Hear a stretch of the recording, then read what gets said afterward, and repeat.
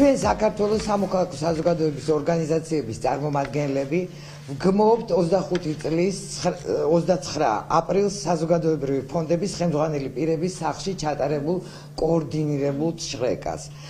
ეს ქმედებები შიშის დამკვიდრებასა და დამოუკიდებელი სამოქალაქო საქმიანობის შეზღუდვაზე მიმართული კიდევ ერთი მცდელობაა. აღნიშნული ქმედებების სამიზნეს წარმოადგენენ ადამიანები, რომლებიც ჰუმანიტარული საქმიანობის წინახაზზე დგანან და ეხმარებიან ჩვენი საზოგადოების ყველაზე მოწყვლად ჯგუფებს, მათ შორის შეზღუდული შესაძლებლობის მქონე ადამიანებს, იძულებით გადასახლებულ პირებს, გადაადგილებულ პირებს, დაბალშემოსავლიან ოჯახებს და ძალადობის მსხვერპლებს. ეს ორგანიზაციები არსებით როლს ასრულებენ სწორედ ამ სფეროებში, სადაც სახელმწიფო მხარდაჭერა არასაკმარისია და არ არის საკმარისი ადამიანებისთვის და ამ გაჭირვებული ოჯახებისათვის.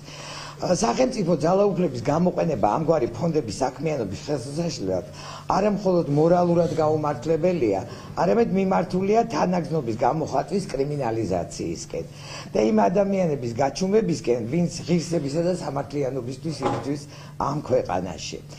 ეს შრეკები, რომლებიც არასანადთანადო სამართლებრივი საფუძვლის მიმდინარეობს და გამჭვირვალობის გარეშე ტარდება, პოლიტიკურად მოტივირებულია და წარმოადგენს სამოქალაქო საზოგადოების და საერთოდ ქართული საზოგადოების დაშინების კიდევ ერთ მცდელობას.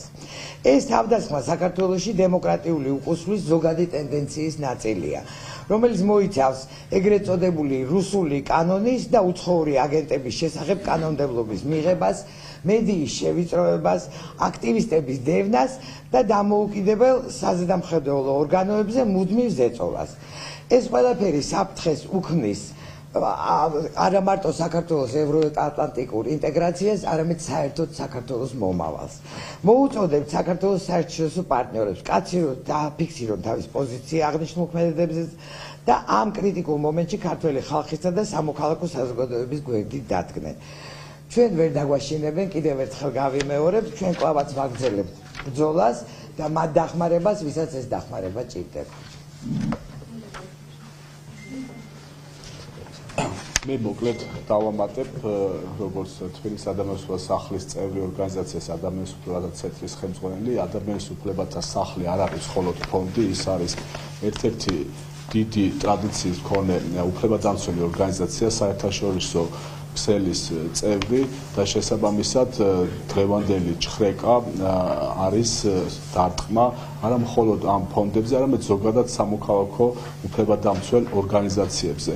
ამის თაობაზე ცხადია ჩვენი ადვოკატი ჩართულია ამ გამოძიების პროცესში და თვითონ პროკურატურასთანაც გვაქვს მიწერილი, რომ შეწყდეს ეს უკანონო გამოძიება.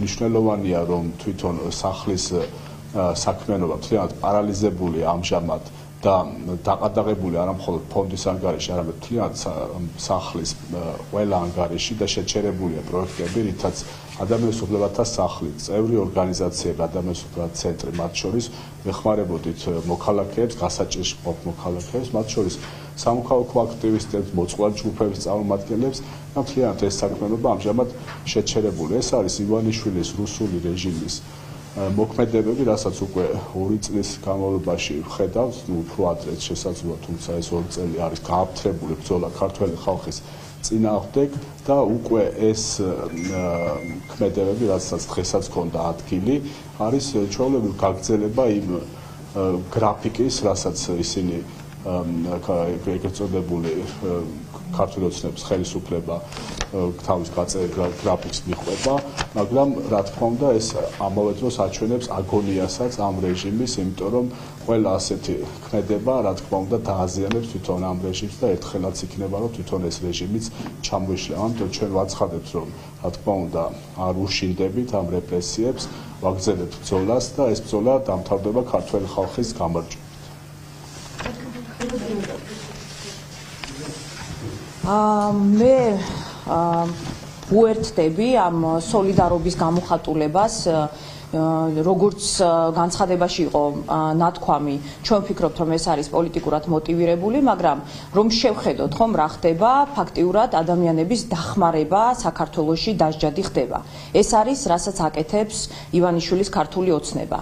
ის, რომ ჩვენ ქართველები ერთმანეთს გვერდში უდგავართ გასაჭირში, ის, რომ ეს ფონდები ეხმარება ძალიან ბევრ ადამიანს, რომელიც ძალიან რთულ სოციალურ პირობებში არის, რომელსაც არ აქვს იმის შესაძლებლობა, რომ უმკურნალოს თავისი ოჯახის წევრს, რომელსაც არ აქვს იმის საშუალება, რომ დაიქირაოს ადვოკატი, რომელსაც არ აქვს იმის საშუალება, რომ სხვადასხვა დახმარება გაუწიოს თავის ოჯახის წევრებს. ხომ? ანუ ეს ფონდები იყო მიმართული ზუსტად ამისკენ, რომ ჩვენ დავხმარებოდით კონკრეტულ ადამიანებს და ეს დახმარება, ადამიანების დახმარება დღეს საქართველოში ხდება დასჯადი. ეს არის, რასაც აკეთებს ივანიშვილის ქართული ოცნება.